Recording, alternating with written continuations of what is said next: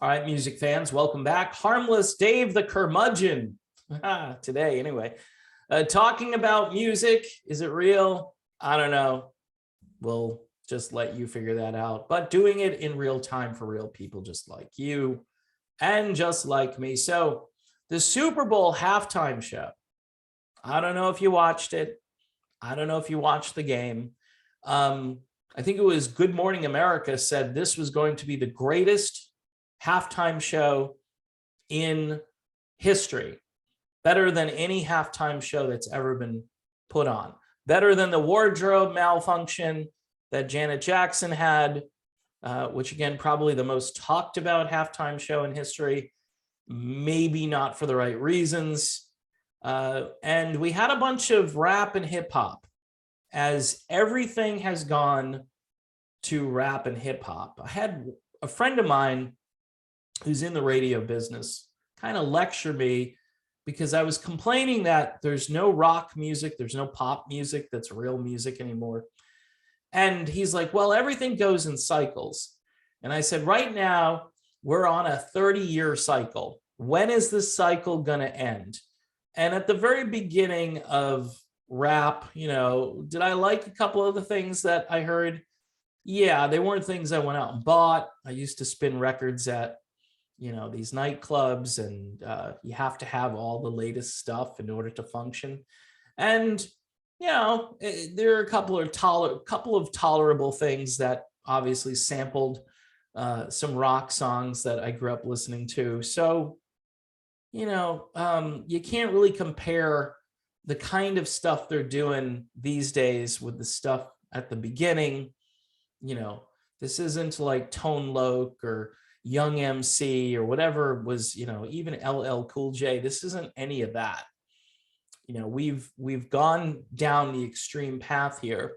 And I'm wondering too, because this league has had some issues where players end up doing things to their girlfriends or their spouses, and they don't get good publicity for that, obviously, and everybody is flawed and everybody does the wrong thing from time to time, but these are pretty serious things. And you have so-called musicians, if you want to call them that, who have basically made a career targeting individuals or saying some things that are quite honestly not family friendly and not very representative of this Me Too movement, which emerged a few years back. So there are a lot of contradictions here. I think the NFL should probably think about putting out some really good, wholesome family entertainment at halftime. I know that sounds crazy, right?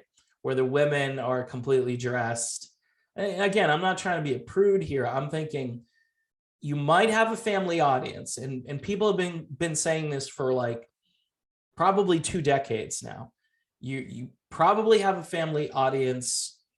Is this a family-friendly program? And I would say it isn't.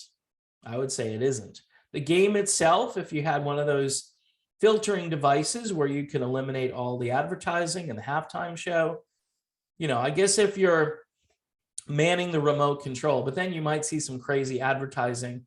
And people, again, they watch the Super Bowl. They don't care about the game. They just care about the ads, and the ads are so entertaining.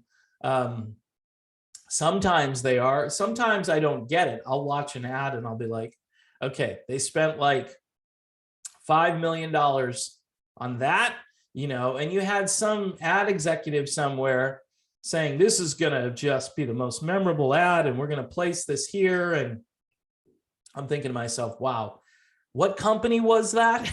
If you don't know what company it was at the end of the ad, it's a failure. And to bring in a bunch of kind of washed up hip hop rap type people, Snoop Dogg, really? Dr. Dre? I mean, didn't Weird Al have him in a song like 20 years ago? I can't remember the name of it, but it was an eBay song parody. And I mean, a lot of these guys, I think, kind of are a little past their prime. Then you had Mary J. Blige and Eminem and this other guy, Lamar Kendrick, I think his name was. I don't follow it, and I get it. This isn't designed for me, and it hasn't been designed for me, and it will never be. The Super Bowl will never be designed for me again moving forward. This is a cultural event. This is pop culture. This isn't really sports, even though you would think, hey, you've got these two teams and that's important, but the hype overshadows the game. The game itself might be interesting. We've had some great Super Bowls, no question. But for a lot of people who tune in, they're tuning in for the stuff that has nothing to do with sports. You know, if you want to celebrate sports, make the entire thing about sports. You know, this halftime thing, which has just morphed into something that is just outside of what I would believe to be an acceptable area where you're just taking attention away from the game itself. It should be all about the game. And you could do a halftime show, by the way. I know years ago, they would have like marching bands go out there, right, and play. I'm not suggesting you do that, but could you class it up just a little bit? I mean, and if you're trying to celebrate Black History Month, there are artists out there who aren't hip hop, who might happen to be African American, who play guitar or play another instrument, maybe piano, whatever it is. And how about we class it up a little bit? How about we give the younger generations something more than all the stuff that the news media complains about off and on, like misogyny and sort of reckless behavior and decadent behavior, and women who do not provide a good example, we'll say that, to other young girls and also to young men and boys who are watching.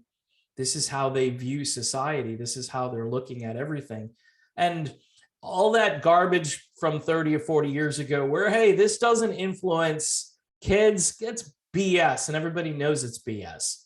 They look up to these people. They want to be these people.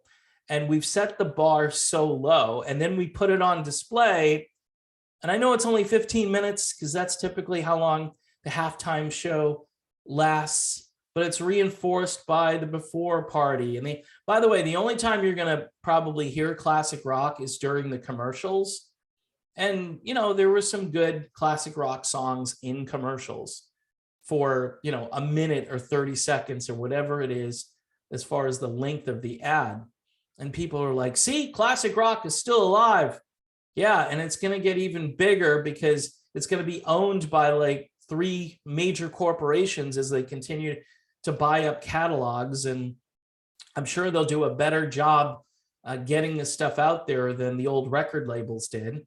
Who knows? Maybe they'll start using songs that weren't on the radio for advertising. You know, hey, this cut is pretty good, but I doubt it because all these people just think the same way. They probably focus test the ad before they run it to make sure people recognize the song.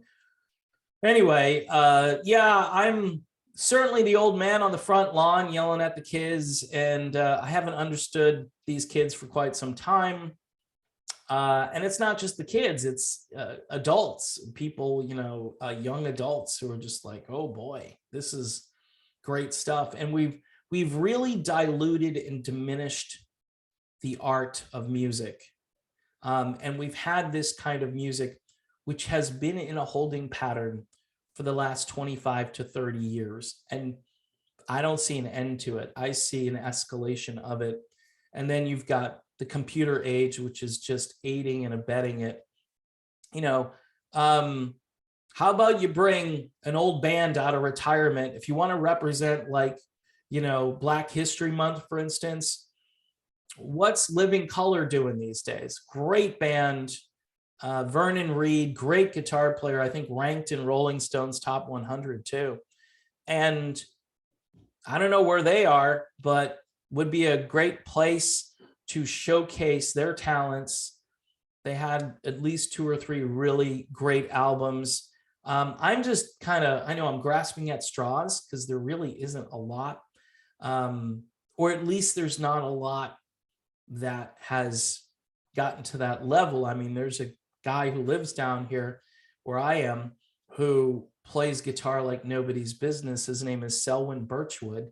Nobody knows who he is. And a lot of people probably aren't going to get to know who he is. But how about we throw some new talent on stage and let the people decide? You know, these other people are already established. They're already brands unto themselves. You know, they do commercials, they do all of this stuff. So why do they need a halftime show? Why do they need more exposure? Is it because they're getting older and they got to keep that brand going and generate some support for their old catalog? Or maybe they've got a new album coming out that isn't going to do well because everybody has moved on for the most part? Because that's disposable. That music has been disposable for years. It's who's coming next and the younger talent, and they just replace and they do it over. It's repeat, rinse, and all that stuff. So yeah, I'm just, you know, lamenting the lack of wanting to watch any of this stuff, wanting to watch the actual game itself. Do I really care that much anymore? No, because I don't want to patronize a game or an institution, which I think is a poor representation of everybody in the country. I mean, you should look at all demographics. I mean, the older folks tend to spend a lot more money than the younger folks because, you know, they have more money. Let's just be honest. And that's been a thing forever. So anyway, they're really not concerned with that demographic. Maybe it's because they try to hook these people for life. And then for the next 20 or 30 years, you know, they'll be watching these games. And for me, I don't know. It just, I've lost interest and I don't see that changing anytime soon. All right, so that's my video on the topic. Thanks for watching. Don't forget to subscribe to the channel, and I will see you very soon.